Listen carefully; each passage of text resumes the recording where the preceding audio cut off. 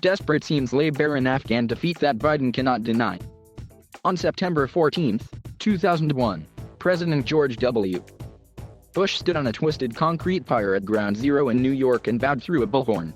The people who knocked down these buildings will hear all of us soon. The battles, human tragedies, and political errors that unfolded between these era-defining moments are culminating in the current defeat and are driving the treacherous crisis politics facing another White House 20 years on.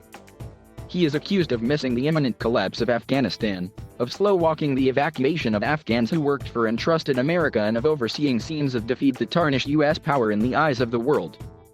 Biden's defenders have rightly focused on the poor choices left him by ex-President Donald Trump, who negotiated an earlier U.S. withdrawal with the Taliban that cut out the Washington-backed official Afghan government. And mistakes by four administrations led up to a U.S. defeat to a repressive regime, which will send geopolitical reverberations through the Middle East and across the globe. But Biden is the commander-in-chief, and the current chaos looks more like an ignominious defeat than an exit with honor. I am the President of the United States of America. The buck stops with me, he said. He did admit he had underestimated the suddenness of the fall of Afghanistan after news shows played video of him repeatedly and vehemently dismissing any such possibility. The truth is this did unfold more quickly than we had anticipated, Biden said, but his insistence that he had planned for every possibility was belied by events. Presumably those plans never expected the exodus that blocked the runways of Kabul's airport. And Biden's emergency deployment of 6,000 troops back to the capital and hurried blocks over the weekend didn't give much evidence of contingency planning. Democratic lawmaker bemoans failure in Afghanistan. Biden's explanations were not sufficient for Rep. Seth Moulton, a U.S. Marine veteran who served 4 terms in Iraq. The Massachusetts Democrat said history could judge how the Afghan war went wrong. That is the operation that we need to fix, because there are thousands of innocent lives on the line, Moulton said. Biden stood in a camera shot alone in the White House. Unusually, Vice President Kamala Harris was not at his side, nor were top military brass or Secretary of State Antony Blinken. The president, normally so empathetic, did acknowledge the gut-wrenching scenes in Kabul, and their effect on veterans and the families of those lost in America's longest war. But most of his speech came across as an attempt to quell the political blowback from a weekend of horrible images. In fact, Biden spent most of his time arguing a case he had already won with the public: the need to leave Afghanistan.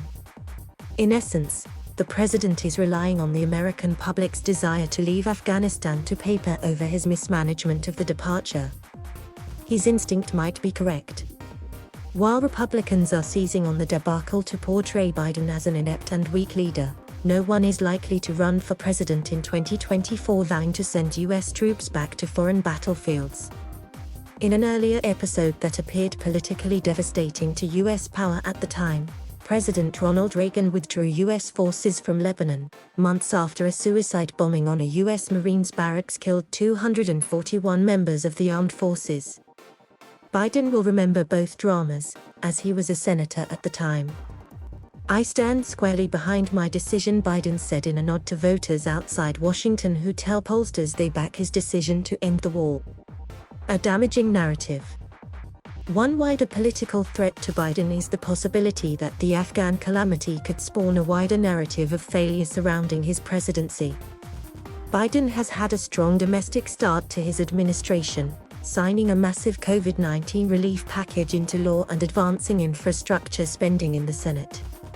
It was a deeply hypocritical attack given Trump's neglect of the health emergency and his own courting of the Afghan militia while in office.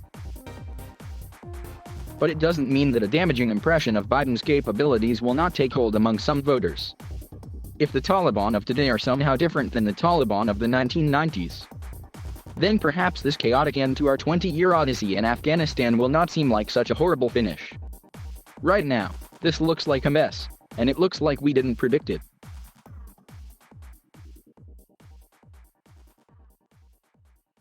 Thank you for watching. Please subscribe,